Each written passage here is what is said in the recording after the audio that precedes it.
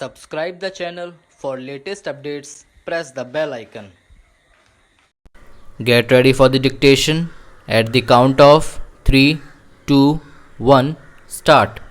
The real-time mortality impact of the COVID-19 pandemic is an important statistical measure to guide policy responses. But measuring the actual count is not an easy task.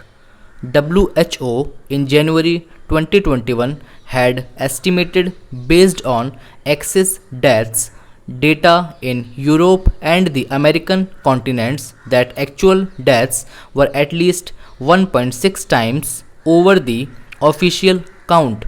The problem of undercounting, even in mature public health systems across the developed world, is largely because patients who die due to cardiovascular issues, among others, even after apparent recovery from COVID 19, are sometimes not tracked and registered as COVID 19 related deaths. This is why, even in Kerala, with 100% registration of deaths and a relatively low case fatality rate, following criticisms about the methodology to evaluate whether a death was related to COVID 19, the health administration in the districts, rather than a state level audit committee, will now audit deaths.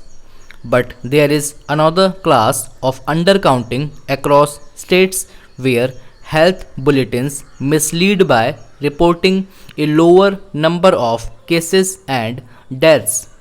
This is the case with Bihar, where the reported toll was suddenly increased by 72% following a health department review after the Patna High Court found discrepancies in figures cited by different agencies in Buxar district.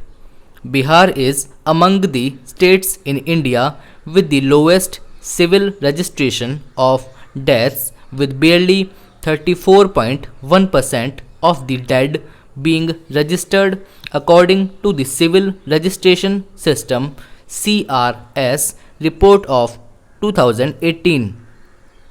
Estimations of the actual count of the dead are difficult to obtain in other states such as Uttar Pradesh as well, where public health systems are poor and neither the infections nor deaths have been effectively tracked, especially in rural areas where many have died outside of hospitals.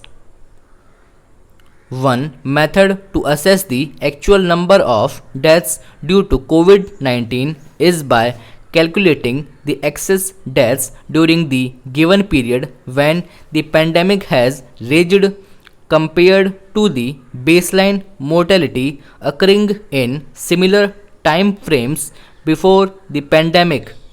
This exercise also works best if death registrations are relatively high, which should be possible in most districts, as registration of deaths has improved to 76% according to CRS 2018. Excess deaths analysis in Gujarat, Chennai, and Kolkata, based on collations of preliminary registration data by news organizations, suggest that they were nearly 10, 5, and 7 times higher respectively than reported fatalities during the second wave.